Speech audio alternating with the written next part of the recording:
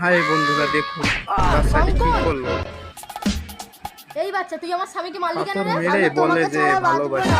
এই বয়সে বেশি পেকে গেছিস। তোর বয়স কত রে? 12। আর আমার বয়স 32। তোর মনে আছে পারো?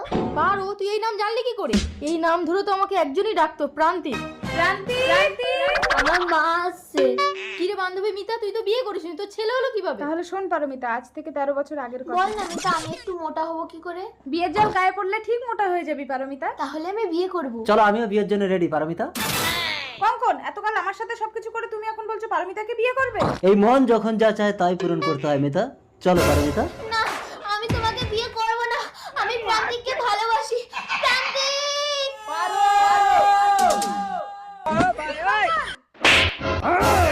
মিতাকে ছেড়ে দাও, ও মরে যাবে। ঠিক আছে, আমি তোমাকে বিয়ে করব।